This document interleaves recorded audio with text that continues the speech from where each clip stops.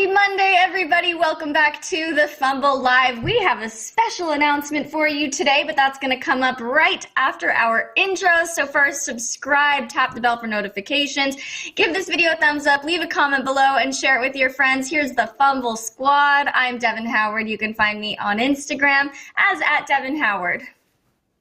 Happy Monday, you guys. It's your girl, Jackie Ray. You can follow me everywhere at JRayTheFanatic. Hey y'all, it's your girl Britt Johnson. You can follow me on all social media at Britt Johnson. Devin, what day is it today? It's Jackie's birthday!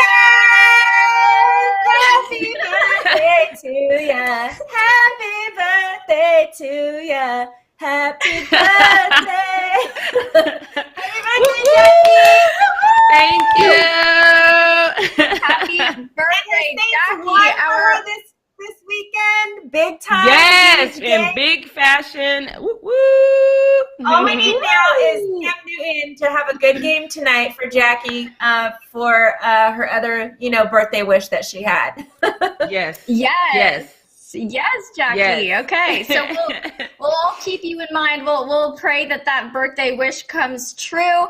You are our Scorpio on the panel, and I love it. My best friend is also a Scorpio, so Scorpios are great. How do you plan on celebrating your birthday besides watching Cam Newton?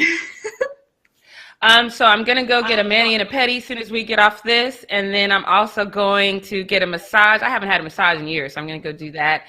And then some friends of mine are cooking dinner for me, so yay! It's going to be a full day. Yes. And I'm assuming wine or something's coming along with that as well. Yeah, there's actually wine right behind my computer right now. You just can't see yet, but yes, wine is involved. So tell us the truth, Jackie. Have you already started drinking?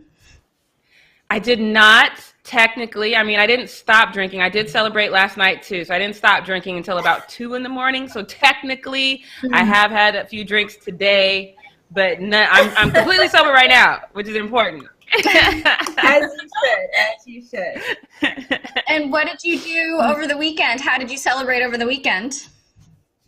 So I didn't do much on Saturday because, to be honest with you, I didn't know how the world was going to react since, half the world voted for hatred and racism. I wasn't entirely sure if I should be roaming about freely. So I just had to wait to see how that one played out. But I spent most of the day watching scary movies. You guys know I love scary movies and sci-fi movies. And then I did go out for drinks later on Saturday night once I felt like it was safe. So I've just been hanging with friends and drinking this whole weekend. I was supposed to go to Vegas, but I opted out because Vegas is open. And so I knew that no one was probably going to be wearing masks and stuff out there. So I was like, let me not do that. So I erred on the side of caution and stayed here. But still celebrated. Perfect. Yeah. At the end of the day, I think you ended up drinking at the end of the night and passed out, which is what happens in Vegas anyway. So exactly. So it's the same thing. So you were actually very smart this weekend. You were actually very smart this weekend to not go out and party in big crowds, but I can't say the same about Notre Dame fans. We're going to be getting into that in just a second. But before we do, I just wanted to also say congratulations to Joe Biden. Obviously, you all have heard by now he won the presidential election on Saturday. It was too close for comfort. I do have to admit that myself, and I think we can all agree, but I think that we're going to have the next 4 years are going to be, I think, a lot better than the previous 4 were. So that was worth mentioning. We're happy about it here on the channel, and we'll see what happens. Now let's get into this first Need to Know news story, all about fans who really should have taken some of Jackie's advice. So Notre Dame won over Clemson, and it was a huge moment, but the reaction from the crowd definitely, I think, rocked what is already a precarious football season. So as soon as Clemson's last attempt to score in double overtime fell short, Notre Dame's fans rushed the field. As you can see here, that is a ton of people. Like, that's a lot of people. That's the kind of crowd that would make me anxious. They were definitely not social distancing. It's like they forgot they were in the middle of a pandemic or something. So I get that this was obviously an exciting moment for Notre Dame. Their team was able to beat the top team in the country, but coronavirus is still a threat. We are still in a pandemic. It's taken the lives of, I think the number is 200,000 Americans, and it continues to spread, especially in situations like what we saw on the football field last night. And then on campus at Notre Dame, there were 17 COVID cases on Friday, 27 over the last 7 days. So this really could make those numbers spike. I don't think that a lot of the people were wearing masks. I don't want to say all of them were maskless, but I have a feeling they probably were not really wearing masks. People were tweeting things like LeBron actually tweeted this and said, so it's okay for fans to storm the field, but not okay at the same time to have fans. I'm confused. I think we all are. Someone else said, now everyone on the field get your COVID test. There's another tweet that said, field storming during a pandemic might not be the best move, Notre Dame. And then there was this, which Leo, can you pull this clip up for us? We can play it with no sound. Trevor Lawrence, who was just diagnosed with COVID, was also on the sidelines, and he removes his mask. Like, this is not how you're supposed to handle having COVID. So there's a lot of things here that were pretty shocking, pretty surprising. Jackie, what was your reaction to this moment? I can hear you reacting off camera, and I just want to get the full idea of what you think about everything that you just saw. I mean, it was a lot. I actually posted this to our Fumble Instagram, and it was because it was troubling to me to see how many people just kind of stormed the field like that. I get it. Don't get me wrong. I totally get it. I don't think anybody expected Clemson to lose this game, and so that's a big win for your team. I get the desire to want to do that, but I think what was troubling to me is the coach said that he knew that that was going to happen. So he told his players, like, if this happens, make sure you get off the field as quickly as possible. Like, they already anticipated this. So to have that anticipation of it, and you didn't even have like any kind of security things in place to try to prevent fans from getting to the stands was troubling to me. Exactly as you said, you already have somebody who has COVID on the sideline taking off his mask. I get that we live in a world where people, especially those who, support 45, think the pandemic is fake. Ben Carson, who is in Trump's cabinet, was diagnosed with COVID over the weekend. We already know that Trump himself got it. So this is clearly something that is real. And it took like over $150,000 just to give him the cure. This is not a good thing. We know people have died from this virus. It's not a joke. I was troubled by this, especially because they're so young. It's supposed to be like higher learning. I was really troubled by this. I agree with LeBron though too. It was like, okay, we had to play in the bubble with no fans, and now we've got like thousands upon thousands of fans storming the castle. Basically, what's the disconnect? Do we believe this is real or do we not? Are we going to take precautions or are we not? I was troubled by the whole thing. Yeah, I was too. And I also see what you're saying 100%, that you understand why everybody is excited. And had everybody been wearing masks who stormed the field, I think there would be less criticism. But you can see people without masks, you can see people with them. So it just seems like a recipe for a disaster, or at least spikes in COVID numbers. Now, Britt, do you think that what we saw when the fans stormed the field, do you think that this supports beliefs that fans shouldn't be in the stands until coronavirus is more under control? Or what's your takeaway from the whole scenario? I just thought it was, whatever, if your state, whatever allows you to have fans, of course they're going to have fans. They need to make their money. But I don't even understand what the big excitement was. To me, everybody's like, oh, this huge upset. It wasn't that big of an upset. Like, Notre Dame and Clemson were both undefeated before this game. Notre Dame was ranked number 4 in the country. So it's not like it was like an unranked team taking on the number 1 team. And Trevor Lawrence wasn't playing. Of course you guys have a way better chance to win. You guys are undefeated as well. And you guys have all your pieces of the puzzle there. And Trevor Lawrence ain't playing. And you guys are a number 4 in the country, and they're number 1 in the country. It's so weird to even see that is such a crazy upset. Yes, it's a great game. It goes into double overtime. Those games are always exciting, but it wasn't like you guys won the freaking Super Bowl. It wasn't that big of a deal for you guys to go that crazy.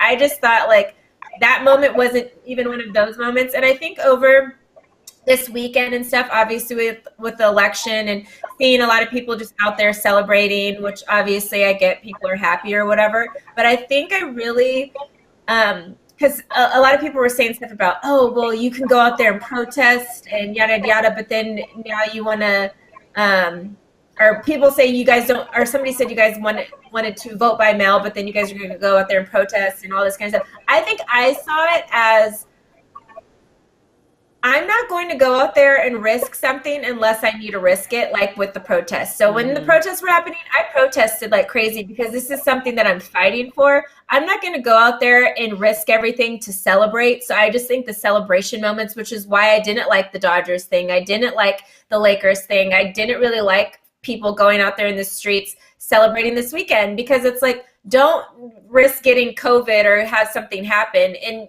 over a happy moment, you know, like the protests were something I was ready to go to jail, whatever we need to do in order to like get this stuff happening, because this is something we're fighting for. But in a celebration moment with all that's going on in the last 4 days, we've seen the highest in California numbers of COVID in ever, like, so, or in this country ever, like, so the last 4 days we've had the highest rise in cases or whatever. So I just thought it was silly. I think if they don't know how to control the fans, they don't need to be going to games. If that's the case, like if you guys couldn't control keeping the fans in the stands, because I've been at football games where you're not allowed to like rush the whatever field after games and stuff like that, and they have people, security and all this kind of stuff sitting there, so that doesn't happen. So I don't understand why that wasn't available in this moment if you guys knew it was going to be this big upset or a potential thing like that to happen. So it's just crazy. I'm not for risking it all for a celebration. It's just, it doesn't make sense to me.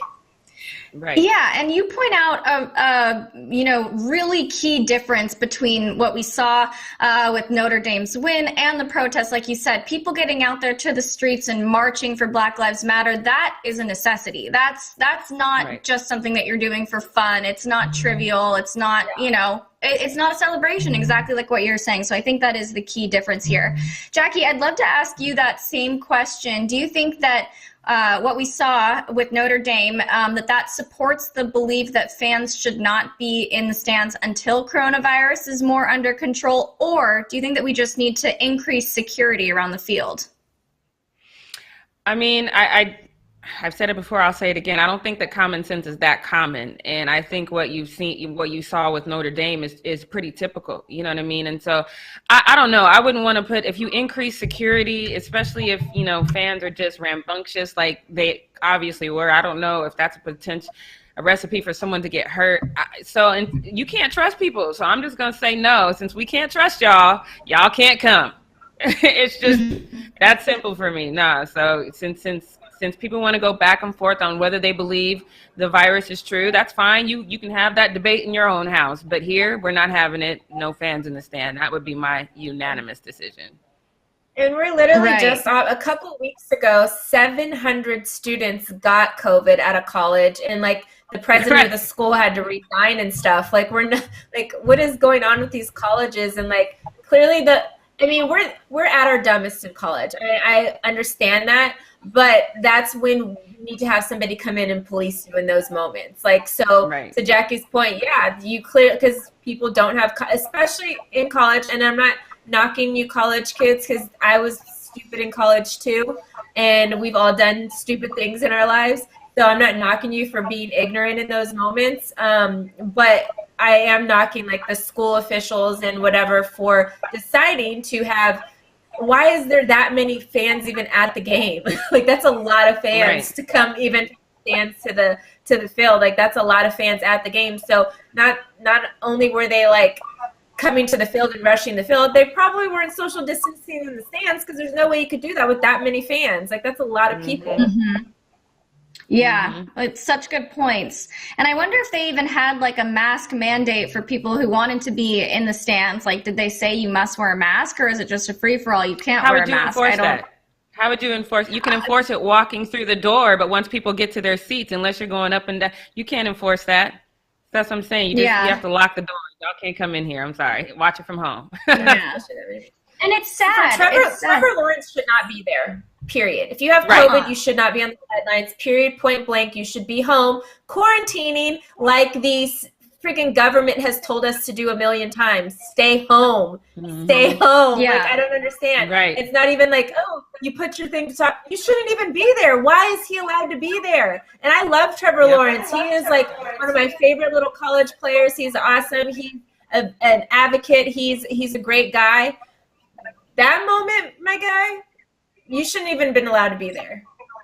Yeah. You're so right. It was surprising to see him there, and it was also surprising to see him be so clueless about what he has and pull his mask down. I mean, like, if you are going to be there, you should know at this stage, when we've been doing this for 8 months now or however long it's been, you should know now that you should keep your mask on, especially if you're COVID positive. But on that note, Jackie, take us into your birthday edition of the Post Up. Yes, I'm excited about today's Post Up because the memes that went around after Joe Biden won the election, you guys who have this time to make these memes, I just want to shout you out because y'all did a fantastic job. They were all over the place. This one obviously is one of my favorites because it has LeBron James blocking basically Donald Trump, of course he's Joe Biden in this one. I just feel bad for Iggy though, because I know Iggy's somewhere mad right now. Like, why you have to put Donald Trump's head on my body? Like, I could have lived my whole life without that. So, right. That's what I thought too. I feel so bad for Iggy. Like, you couldn't. Why do this? This is, I don't know, poor guy sitting at home somewhere, just like, this is ridiculous. But the same people who were saying, stop counting the votes, or the same people who were praying and saying, count the votes, they're all over the place. These are the same people that told us to get over it in 2016 when this tyrant took office. But now they got time. They're not getting over it. They have all kinds of conspiracy theories. This one is actually my favorite because it's about this one specifically says, looks like goaltending. In other words, cheating. Is LeBron trying to tell us something? No, he's not. He did not make this meme. It's just a funny meme. Get over it. But if you have time, go find this on Twitter. Scroll through all the conspiracy theories if you just want to laugh at something today, because they are fantastic. On that same note, though, one of my favorite people in the world is J.R. Smith. He continues to be my favorite human being. I just want him to have a job forever, as long as he wants to be on somebody's sideline if he never plays. I want him to have a job specifically for this moment in time. I love it. Let's see how he responds to these Donald Trump supporters, protesters, whatever they are. I love it. Yeah, fuck Donald Trump. Yeah, I like white folks, but I don't like you. All the niggas in the hood want to fight you. I had to get special permission from my boss to play that because it was worth it. What were you going to say? I was going to say I drove by, because that's in Beverly Hills. I drove by those protesters on Saturday. I think it was Saturday because, Biden had already won. Or no, it was yesterday. And they were still out there. I'm like, you guys, give up. Give it a rest now. What are you doing? Right. That song, though. Go ahead, Britt. Oh, no, it's the best. Like, Matt Barnes actually posted one of like the same thing, but his was and he went to like the Biden fans, and so everybody just starts screaming in the thing, and they're like, wait, that's Matt Barnes, and they're like starting to go crazy and stuff, and he's just playing the song. It was like hilarious to watch. That song is like now number one on streaming right now, which I think is fantastic. That is hilarious. Shout out to Nipsey Hussle on that one. The racism tweets, in response to JR were flying, but we're not going to talk about that. We're just going to shout out JR for getting out there and doing for us what we wanted him to do so well. Represent. Good job. I love it. So look, this next one is tough for me. I try real hard not to talk bad about people's hair because, my king has his own struggles, and I just don't think I should be talking about certain things. But this one is just hard to pass up because, of course, I don't really like KD, and I really think we need to try to help KD because this is a lot. This is a lot. We can just throw that up there and struggle through this one together because this is a lot. No, not that one. That's the wishful thinking. We'll talk about this one in a second, but let's see the one where there's all kinds of misfires going on in his head. Yep. Leo, can you zoom in? I don't think that people can really see. There's all kinds of islands of hair in his head. Why is it so patchy? I don't understand why he's doing this to himself. Can y'all see it, or should we zoom in? Zoom in. Give us the zoom, Leo. Right. Okay, do you see what's happening? He's got like a little baby bald spot in the front, and then an infant bald spot in the middle, and then more bald spots in the back. What I feel like the dude is not even concentrating on what he's saying. He's just looking at his hair like, bruh, what is going on?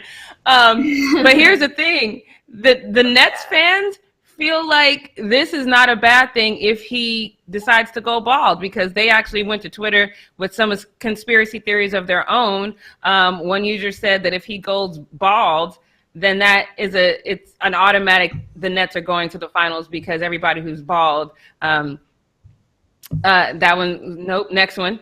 Everyone who's bald, yeah, if he shaves his head, it's over. Nets guaranteed the ring. So if that's the case, that's why I had that other picture with both he and LeBron bald, because maybe it's time for LeBron to give up the same ghost, and then we can just have Nets and Lakers in the finals. This one said the same thing. Boy, yep. So look at that. I don't know. I think KD looks pretty cute bald. I don't even really look like KD to me. He's always been pretty close to most of the time he usually has like that short fade anyway. So it's like he's pretty close to bald. Like, just do it, my guy. Like, what are you holding on to? Yeah, I think LeBron would have to trim down the beard a little bit to make it look right. But KD has that, like you said, he already has that face for it. He knows what his head looks like, let it go. Girls like a nice bald head. They don't want to have this little speed bumps coming through to get to the bald spot. I know what's going. And can you look at that? Like, if you wake up in the middle of the night and you see that might scare you. You don't know exactly what's happening. I just think you should just go bald. This is too much. But men will never do that. Men will hang on to every tiny hair follicle, even if all they have is just one little hair sticking up on the top of their head. They're going to hold on to it. Yeah, my grandpa used to have that thing right here, the U, and then he'd have his little mini fro right here, and I'm like, Grandpa, what are you holding on to, my guy? And now he shaves his head bald. He knows better. Like, it's bald. He looks younger now too. Like, come on, you don't have to worry about it. Yeah, do it. Do it. It's like they're like Trump supporters now. The hairs are just hanging on for no reason. Let them go. Let them be free. Let it go. Let it go. Let it go. Right. Let it go. Yes. All right, if you guys know me, if you followed this show for a while, you know that I am very skeptical when it comes to believing that people can change. I don't think they really change at their core, but these next two stories have really made me rethink that, because I feel like anything and everything is possible now. I know you guys remember back when Paul George was with the Pacers, he was hit with that lawsuit from a stripper saying that he was the dad. He was going to sue her for full custody because she was a stripper. She couldn't have been a good mom, and so the baby was 2 months old at the time, so he wanted custody. All that has changed. My mom used to always say you can't make a certain type of woman a housewife. Hopefully y'all know how to phrase that phrase. If you don't, good for you. But that's not true anymore, because Paul George literally said, hold my beer. And look at this picture that has confirmed that Paul George is trying to make that certain type of woman. That's really romantic, though. I like the flowers and stuff leading, and he got down on one knee and he asked this former stripper to marry him. I'm trying to channel my inner Britt and not be as petty. She stopped being petty altogether. I'm not going to do that. I have no desire to do that. I'm just going to try not to be as petty. Adjacent. So, petty adjacent. I'm petty adjacent. Yeah. So I'm just going to say that I feel what this user is feeling in response to that engagement announcement. This is all I'm going to say about that. I'm not going to say anything else. This is it. Bro, about to marry a stripper. That's how I feel about that. That's hilarious to me. Devin, I know you all in the gossip of who's dating who. I know you haven't. There it is. Somebody finished the statement for me in the comments. Good job. But how do you feel about this stripper being made a wife now? How you feel about that? Well, I'm happy for her. I think that, a stripper doesn't automatically mean you're a bad person or you're not fit to be a wife or a mother. So any comments that from anybody that implies that are just incorrect to begin with. So you know what? She gets the fairy tale ending. I'm happy for her. I think it's exciting. Yeah. Yeah, I always think it was moment. Yeah, it is. I always think about that joke. I think it was Dave Chappelle that said, men, they kind of freak out when they have a daughter because now your whole goal in life is to keep your child off the pole. Her dad failed. So hopefully, now this wedding with Paul George will circumvent that and keep her off the pole. I know who inspired this change, you guys. It was Damian Lillard's sister, because remember when that whole thing went down, she came for Paul George's and his girls talking about, oh, you bet your baby mama, that's just your baby mama, she's a stripper, she's da-da-da, all this kind of stuff. And then that's what sealed the deal. Paul George was like, listen, next season, if I'm going to continue playing for these Clippers and trying to win a championship, I can't have all this other stuff interfering that's going to mess up my game. So let me go ahead and marry this girl so I could get the actual ring I want, which is a championship ring. Okay. I like it. I like it, Uncle. She over here making dreams come true. She didn't even know it. Right? I like it. Uncle Ben in the chat is gonna get this win though, because had she remained a stripper, he says take your kid to work day would have been a little weird. So I'm with you on that one, Uncle Ben. That's hilarious. So this next one is gotta be one of my favorite things in the world right now, because I just didn't see it coming, because this was also my favorite beef in the world. So let me just give you a quick rundown. You guys remember when Matt Barnes, everybody thought he drove 95 miles from like Santa Barbara to LA to beat up his ex-wife's boyfriend in Derek Fisher. Come to find out it wasn't 95 miles. He was like 20 minutes away. He found out about the fact that she was even dating Derek Fisher because they were driving back and her Bluetooth was connected to the car, and he heard Derek Fisher calling her baby and saying, I miss you. That's just the worst way to find out.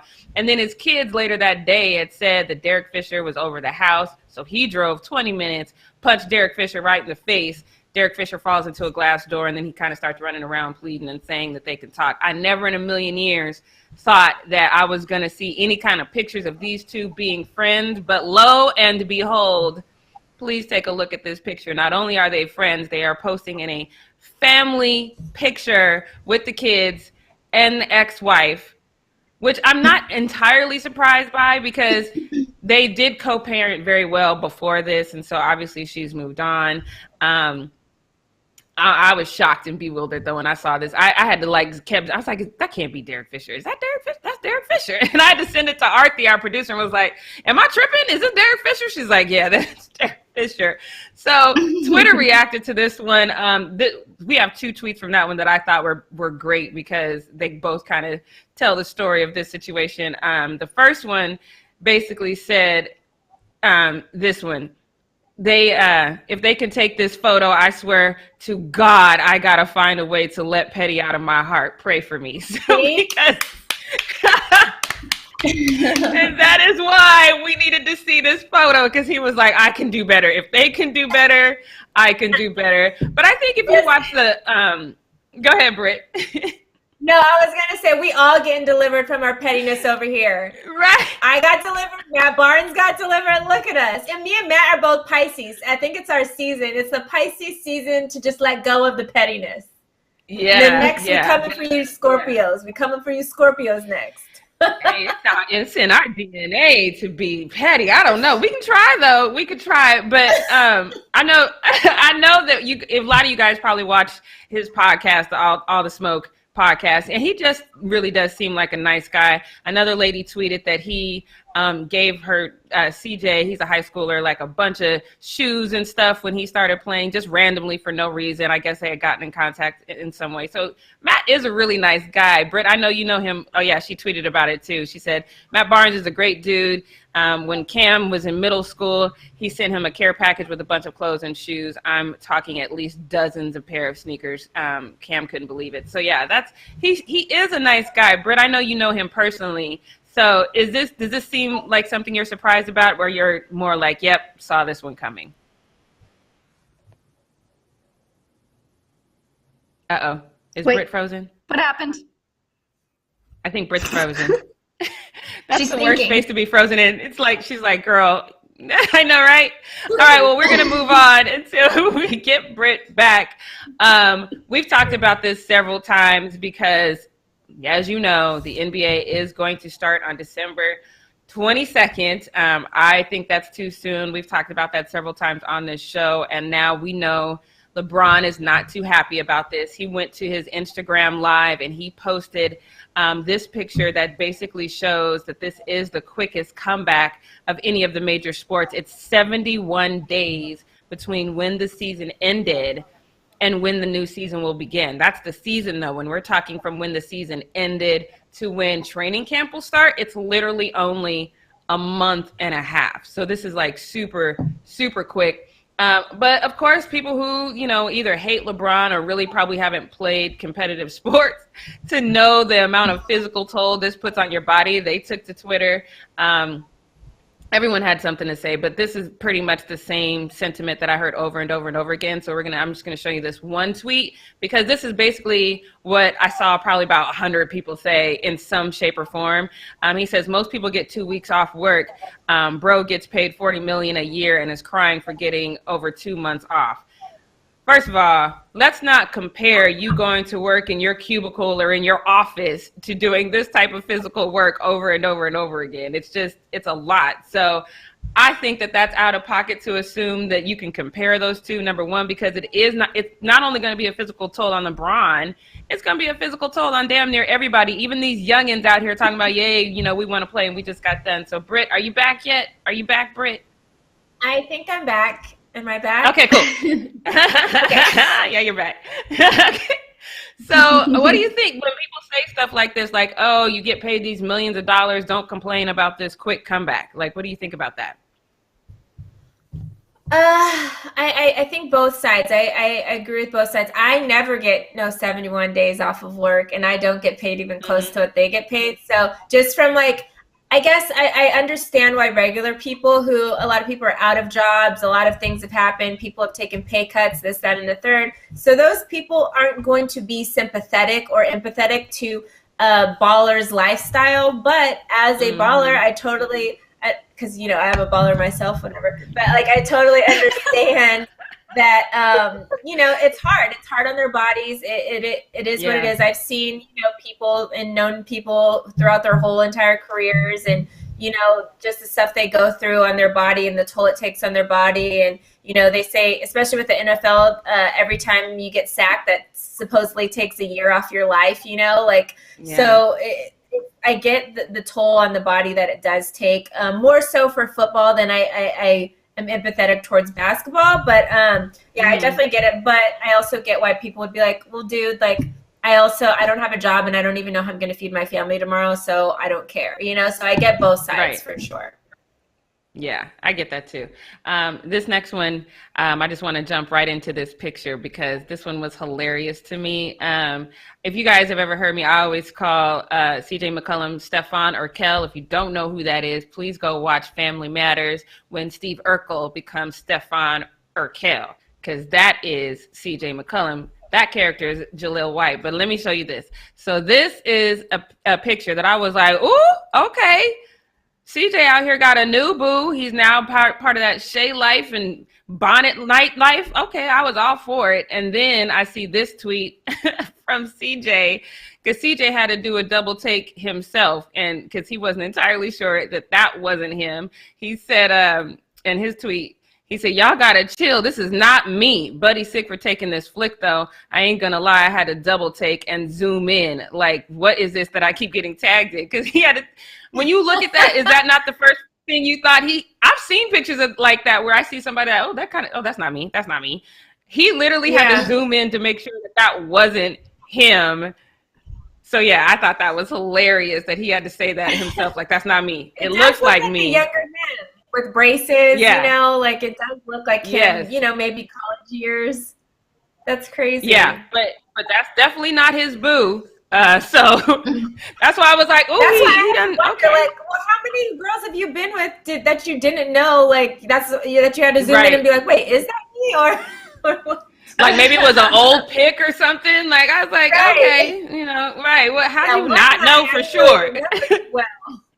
Right. There was that time when we were on the road that I had one too many. Maybe, like that's. There's no point in my life where I would see a picture with another person and not know if that was me or not. Right. Is that a sleeping bag too? Like, where are they? Are they camping? Because I'm so confused. I don't know. Was it a sleeping bag? It looks like a sleeping bag. Yeah, it looked kind of like a sleeping bag. It looks like a Put that sleeping picture bag, back up, right? Leo. Oh, you're right. Maybe they camping. Camping. I don't know. They could be glamping. That's what I want to do one day. I want to go glamping. Ugh, even glamping sounds terrible to me. How do you not wake up when someone takes a picture of you sleeping with a flash, though? That's what I want to know. Right. But if they've been drinking, shoot, you can sleep through a lot when you've been drinking. Trust me. That's for sure. Mm-hmm. Right. All right. So now, if you guys did not see the Saints game last night, I'm sure you can find it on any streaming platform. Go rewatch that because that just really made my birthday. Now, look, fun fact. I know you guys remember last year when Jameis Winston threw 33 touchdowns and 30 interceptions because we have not let that go. He was with Tampa Bay at that time. Last night, he got to throw one pass, and it was a completion for 12 yards. So he's already batting 100 right now with us. So that was great to see him do that against the Tampa Bay Buccaneers because, we did beat them 38-3. I know we said that earlier, but in case y'all forgot, I just wanted to remind you that we did beat them 38-3. And Jameis Winston decided to celebrate in Drew Brees' post-game show by eating the W. A little weird, but let the man celebrate. He got a win against his former team. I'm with it. Here he comes. Look at Cam Jordan, too. Right? Little weird way to celebrate, but I'm with it. Let the man celebrate. Now, this next one, again, it's my birthday, so I'm going to celebrate with my Saints. And I want y'all to see this because Sean Payton's out here dancing, too. So pay attention to this next one because my Saints was going in.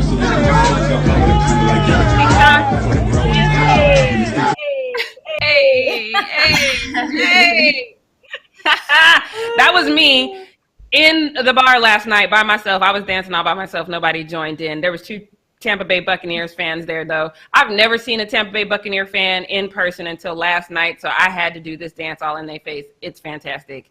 I enjoyed it. Congratulations to my Saints. I'm so here for it. I was disappointed by one thing last night. You guys know that Dez Bryant, he got his start yesterday. He was called up from the practice squad. He got his start with the Ravens yesterday. I know Britt is excited about that. I was just disappointed, though, because he was only in for 2 snaps and he wasn't targeted at all. But I think that'll change. They obviously got to, work him into the system. So that'll definitely change. But I still like how he showed up for the game in this purple with the Mamba mentality. Anytime we see something Kobe related, it kind of just pulls at the heartstrings. So shouts out to Dez for getting called up and rocking that Mamba jersey. I love it. Definitely can't wait till he gets more targets and starts being the Dez Bryant that we all know he can be. I am looking forward to that. So this last one is how we're going to end this post up because I love this one so much. There's no kids yet, but here they are. Because one of my favorite people outside of JR is Russell Westbrook. I think he always gives 115% and he always gets criticized unnecessarily, I think. So I love when he has this moment and you can go on this Twitter, you can see this feed and all the love is going his way for this because he's just, once again, being an awesome dad. I love it. Oh, there you go. Let's go. No, it's going to hold you. Ready? 1. No, stand up so I can get you all 3. 1, 2, 3, go!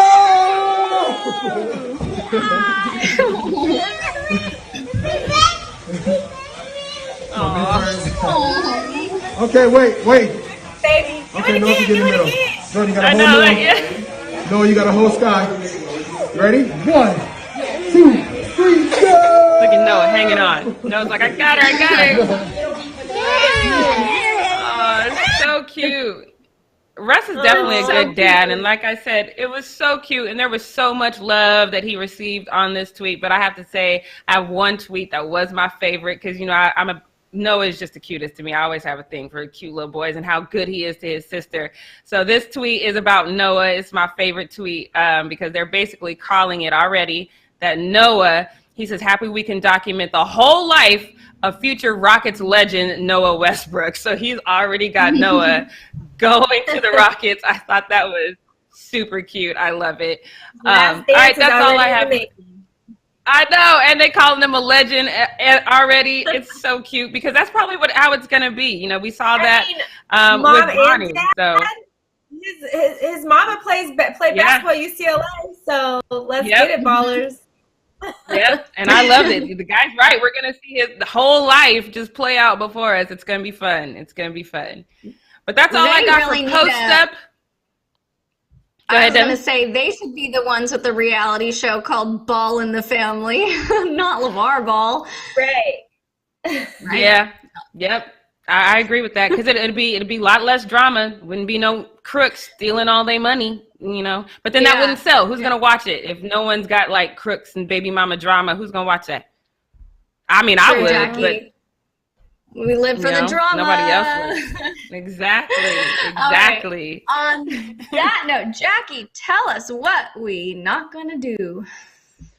Yes, staying with my Saints victory wiggle. That's just my little victory wiggle. I'm just going to stay with that really quick because I have to tell you some firsts that we got last night. So with last night's win, my Saints became the first division team to ever sweep Tom Brady. He has never been swept by a division rival before. We did that with that win. Did I mention it was 38-3? Once again, I just in case you forgot, 38-3. Tom Brady only threw 50%. He was 50% last night. He was 22 for 38, 209 yards. He threw no touchdowns, and he threw 3 interceptions. Last night, he ended that streak. He had thrown 200 consecutive passes without an interception, and he didn't throw a touchdown pass. And like I said, he had 3 interceptions. The 35-point loss is the highest of his career. He has never in his career lost like this. I'm probably getting way too much joy out of saying that we delivered him all these firsts, but it's my birthday, so I can do that. He did manage to get the ball to Antonio Brown 3 times. You guys know I'm a big fan of Antonio Brown, so I'm glad to see that he's being worked into the system. But he targeted Grunt 6 times, only completed 1 pass to him for 2 yards. It was tragic. So to give you an idea how bad it was, Britt will appreciate this, because the Cowboys are on their 4th string quarterback, Garrett Gilbert, and he at least managed to keep the Cowboys in the game against the undefeated Steelers, who are still undefeated. Almost won, yep. And Gilbert threw for 34 more yards than Tom Terrific did, and he threw a touchdown. Tom Brady did not. So I'm just throwing it out there for you. Drew Brees was 81%. He completed 81% of his passes last night, 222 yards, and threw for 4 touchdowns. His teammates noticed. I'm going to show you that same clip we showed you earlier, but just watch how his teammates feel about Drew in this moment and who they're calling the GOAT. Just take a look. Congratulations. You had a full complement of offensive weapons since week 1, and you connected with 11 different receivers. Why was everyone... Yep. So you heard it. His teammates are calling him the real GOAT. And technically, Drew Brees is leading in NFL all-time passing stats. He's got 79,536 passing yards. Tom Brady will likely not surpass that because he's at 76,969. So here's the question. Tom Brady had a really, really bad game. So everyone's asking, can we still call him the GOAT? Is he the GOAT? You know how I feel about these GOAT debates. Like Britt says all the time, everyone's going to have their GOAT. You're not going to be able to change their mind about that. To me, LeBron James is the GOAT. I know a lot of y'all think that Michael Jordan is the GOAT. So then it becomes the question, because now, like I said, Drew Brees has more passing yards. Tom Brady has more championships, right? So does the champion, for me, you guys know, because Kobe has more championships than LeBron, and then MJ for sure does. So, does that matter or not? So wait, does Kobe? No, anyway. So I don't know if we're gonna just say that he does, right? Yeah. So we're not going to say that the championships in the totality really matter that much, because if I were to say that, then that would change the whole, LeBron MJ narrative. So I think it just really comes down to what you really think. But here's why I'm just going to say something that I hate that I have to say, but I saw this going around on Twitter, so we're going to address it. Yes, Tom Brady is still the GOAT. I hate to say that, but he is the GOAT. Unfortunately, this happens. I think sometimes we saw this with Brett Favre, when Brett Favre should have retired probably about 2 years, maybe even 3, but definitely 2 years sooner than he did, because he aged himself out. So now all we saw was old man Brett, that was doing stuff that really made him look old. Tom Brady doesn't look like Brett Favre by any stretch of the imagination. Tom Brady still looks like a good quarterback in the league, but he doesn't look like the Tom Brady that we know and we love. The problem is he doesn't have Bill Belichick anymore. So now I think that the GOAT really is the Tom Brady, Bill Belichick tandem. I'm not going to say, people are like, oh, well, he doesn't have the same weapons. I'm definitely not going to say that, because we have seen that when people left the New England Patriots and went somewhere else, they weren't as good. That system was built for success. The mind of Bill Belichick cannot be disputed. But I think that when you're talking about a real GOAT, that's a tandem. That is Tom Brady and Bill Belichick. That is a GOAT tandem right there. And I think that we're seeing that neither really does that well without the other. They don't have the weapons in New England that they should for Cam, I will say that. But at the same time, they've never had these amazing receivers in New England. They've never had these amazing running backs in New England. That hasn't been a thing, but it worked because they worked together. So you could say Tom Brady's not the GOAT if you want to. That's fine. I wouldn't argue that. I would probably applaud you for saying that, because I'm not a fan of Tom Brady. But when you look at New England and Bill Belichick together, they are GOATs. So I'm not going to take Tom Brady's GOAT title away from him, unless you just want to say, oh, okay, well, if he's by himself, he's not the GOAT. Maybe, because this is our first time seeing Tom Brady without Belichick. But for me, since that tandem worked so well together, I'm going to let him maintain his GOAT title. Britt, what do you think? Do you think that this is a conversation that now we really have to talk about who Tom Brady is without Bill Belichick, or is this really Tom Brady showing his age at this point? This is I think especially with football, that GOAT combination with the Super Bowls, it just doesn't work for me. I mean, I would say a lot of people probably have Dan Marino as their GOAT for quarterbacks, and he's never won a Super Bowl, Troy Aikman, I love Troy Aikman. He won 3 with my Cowboys, of course, but it's just so hard, because football is really such a team effort. And honestly, a lot of those Patriots wins were because they had one of the top defenses in the league. And some of them were because he might have had a, Aaron Hernandez there and as a tight end, which blocked for him and also was able to get some receptions in for Tom Brady and stuff like that. So I think it's so hard for football to actually put together, especially I don't think it matters a lot at all really, but to put it in perspective of the championships you've won plus adding you being the GOAT status, I think that's hard to say. Right. I mean, Tom Brady is one of the greatest to ever do it for a quarterback. But I think it depends on what you look at as a quarterback. I think now as we move into this new era of quarterbacks, where quarterbacks are also able to run the ball as well, the Tom Brady era is going to die off, and then you're going to have a moment in the next 10 to 15 years where people they're going to be like, oh, well, they're going to look at Tom Brady like we look at Bill Russell. Bill Russell has 11 championships, crazy amount of championships.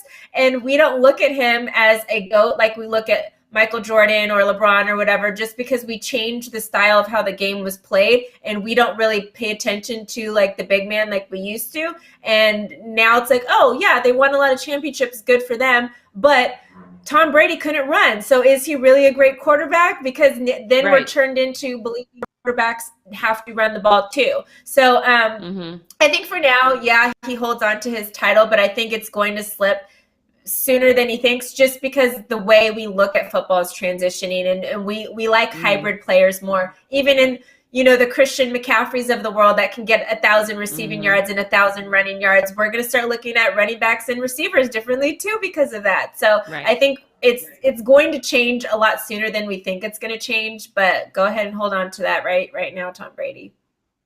Yeah, I'm still going to say that, what we're not going to do is pretend that the combination between Belichick and Drew Brees is not, or Belichick and Tom Brady is not one of the best we've ever seen. We'll probably never see that kind of thing again. Somebody in the chat asked if Drew Brees and Tom Brady had the same amount of rings, who would be the GOAT? Well, at that point for me, it would be Drew Brees because you guys know I'm not just about what happens on the field and, things he said aside, Drew Brees is actually a really good person and he does a lot of good for his community. His teammates love him. He's always the last one there, first one there. And so he kind of leads more by example, whereas Tom Brady is kind of aloof, you know what I mean? And so at that point, I would say after the game, Drew Brees' teammates love him, even in spite of the moments of the stuff that he said. Tom Brady nobody even looks in his direction. He doesn't, you don't even gel with him and his teammates like that at all. Yeah, and James Winston is a third string quarterback and still had to come out there and give him his moment and let him shine. So I think he's definitely would be the GOAT in that situation. But Bill Belichick, Tom Brady, that tandem is a forever GOAT duo for me. So that's all I got for what we not gonna do. Devin, are you ready? Make this one have some reverb in it, for my birthday. Get just put some heart into it. You ready? Because yeah, you ready? Because now it's time. It's time for Britt's takes. Britt's takes. That was so good. That was so good. We need to make sure we record that, save that for later. That was a good one. Okay, Devin, you officially took over Chris Clark who? Chris Clark doesn't exist anymore. We got Devin now. Okay.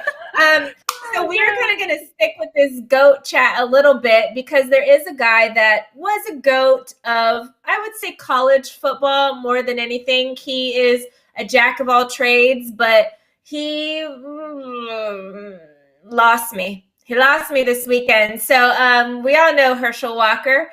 He is a former NFL running back. He was also a bobsledder on the Olympic team. Yes, a bobsledder. He was a sprinter. He was an MMA fighter. He is a college pro Hall of Famer. And he also won the Heisman Trophy.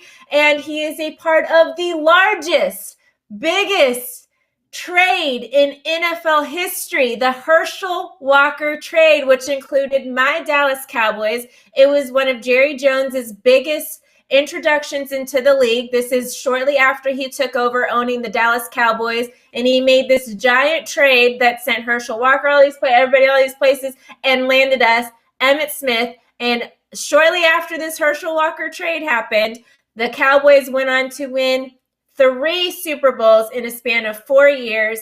So we all remember Herschel Walker from that. After, actually, Herschel Walker did end his career with the Dallas Cowboys. But thank you, Jerry Jones, for releasing this person or getting this person off of my Dallas Cowboys because he's a little cuckoo. Okay, we all know Herschel Walker is a Republican. He has that OJ symptom of I ain't black, I'm OJ. That is a Herschel Walker as well, okay? He is a Republican. That's not a bad thing to be a Republican, but to be a Trump supporter is a different thing. And to also represent and support Kelly Loeffler, which we know is the owner of the Atlanta Dream Team. And we talked about her earlier in the year about the situation of being against Black Lives Matter and being against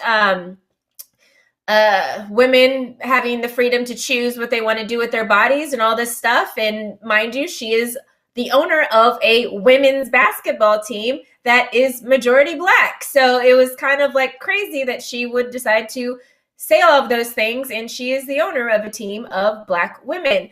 But he was the co-chair of her campaign. She ran And she is running. If you are in Georgia, there is going to be a runoff on February 5th, I believe. If you are in the state of Georgia, you have till like December 7th to register to vote for this runoff election. If you are going to be 18, January 5th, make sure you might have not been able to vote in this election that just happened, but you can vote in this runoff. And this is going to be very important because this is going to be the deciding fact of the Senate. And Kelly Loeffler is one of those people that is up. Do not vote for her. Vote for the other person. So, and he also spoke at the Republican National Convention in support of Donald Trump in 2020, which we kind of all like laughed at and joked about, I believe on this channel or on some other thing that I did. I don't know, but I talked about it at some point. But he's also like a pretty decent guy. Like I said, he is one of the most athletic guys to ever to master and be great at different sports is awesome. He is also an advocate for mental health for the military. He works with a group called Patriot Support Program, but I think he should actually get his brain checked a little bit because there were some tweets that came out this weekend, and we are going to do these in order of how he did the tweets because I want to make sure we know exactly his thought process here. So Leo, let's get the first tweet up.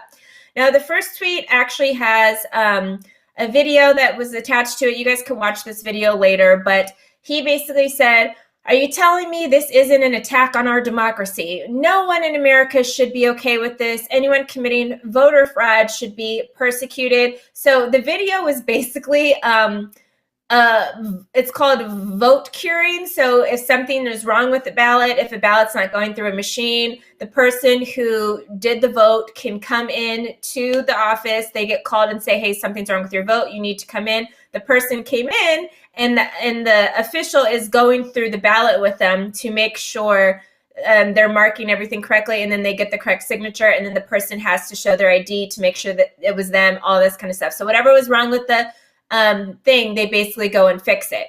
That's what happened here. But he was saying, and this has always happened, but and this has always been a thing that's happened. We just don't see it on TV because usually an election isn't close enough, and there's not enough mail-in ballots that would actually affect an election. Obviously, this year it's COVID. We had thousands and millions of mail-in ballots because people didn't want to go to the voting booths. Number one, either they were scared of getting COVID. They had there were a lot of polling places that were actually not open. I had a friend that lived in a county where there was only one polling place open. The previous election that they had, there was over like 60 polling places open. So obviously that is a huge inconvenience and lines all through the night and around the block. So a lot of people just decided to vote by mail. So mail-in votes come in way more than normal, and it makes a difference. So now let's go to his next tweet, because he was really mad that we were getting these votes later and stuff. So he said, "Instead of us fighting and going to court, why don't we have Nevada," I can't even get through this, "Arizona, Georgia, North Carolina, Pennsylvania, Michigan, and Wisconsin vote again? We can have it done within a week and maintain our democracy." They don't need to vote again. They already voted. Like, who says to have all of these states just vote again? Let's just have them vote again. No, they voted already. Nothing was changed or messed up in the democracy by letting them vote the first time. You just have to let people count the votes. So he was like against so many tweets he was posting against voting and yada, yada, and like, or counting the votes, blah, blah. And then the next day, I don't know if he said with his thoughts for a minute, but then he posted this one. Just reading this. "Ye shall know the truth, and the truth shall make you free." John 8:13. Why be upset about counting legal votes? My guy, you just were upset that the votes were legally being counted, and you were talking about all this crazy stuff. Like, this guy is so confused, and I'm worried. I don't even know. Half of it, I wanted to laugh, but half the time I'm like, this man has CTE. He has to be, like, off. Because, like, I mean, he played college football back in the day in the 80s and stuff, in the NFL in the 80s and in the early 90s. And, like, they used to really hit. I mean, that was, like, back in the day, you know? Like, he's played against some heavy hitters like LT and stuff. So like I could see why he could have some issues going on, because his thing was just crazy. Like, this man makes no sense whatsoever, and he has a lot of followers, and I'm just like so confused. Jackie, do you think Herschel Walker needs to like get checked out, or do you just think somebody needs to take his phone away from him? Is this like a Kevin Durant moment where he's just like trolling and just trying to get responses out of people, or do you really think he's believing both things of what he's saying?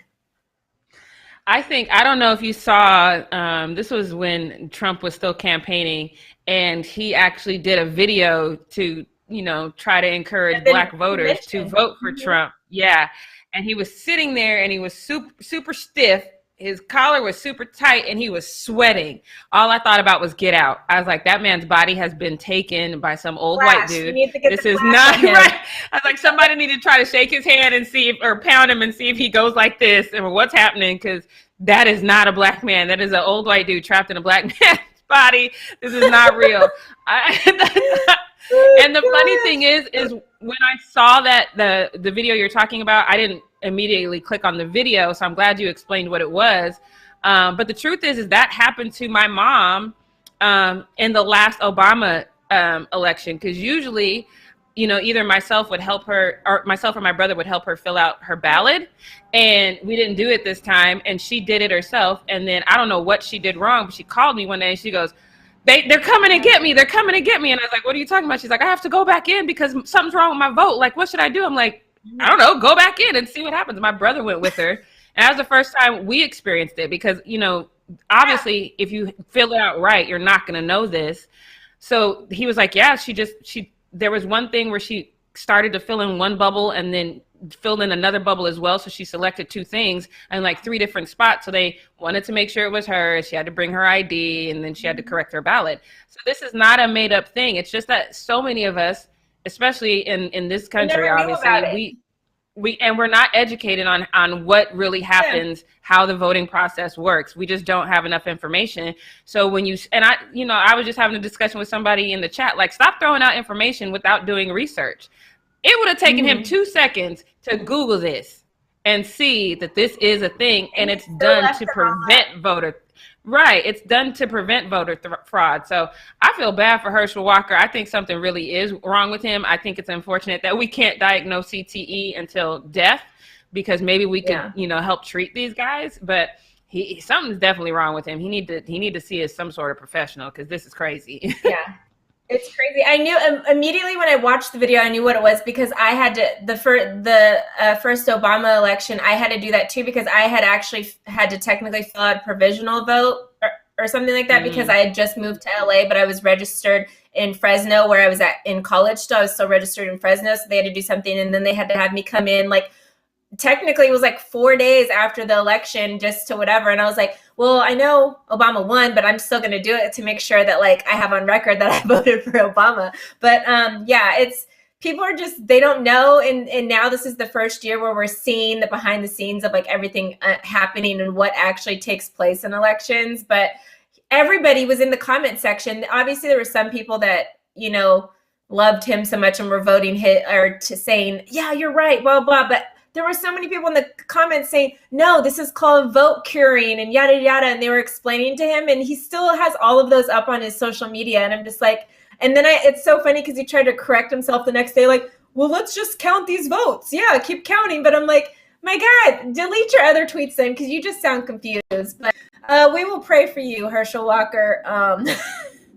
I think you're trying to figure it out. I think you have good days and bad days. Sometimes you get the camera flash on you, but sometimes you get that tea going again, and you get back in that space again.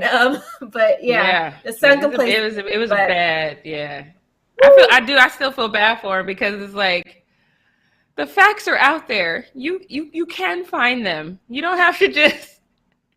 Poor guy. I just feel bad for him. I really do. Well, that's Britt's take for today, guys. I'm just checking on my guy over there. Please flashy thing him. Just one flash, one good flash, so And we can know for keep sure if he's okay. Keep T away from him so he doesn't get put back in the second place.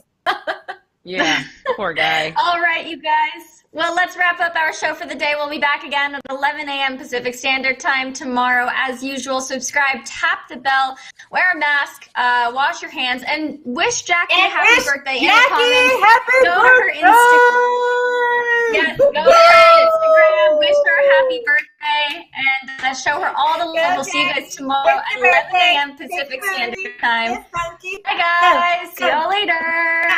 Go, Jackie. It's your birthday. Take your booty.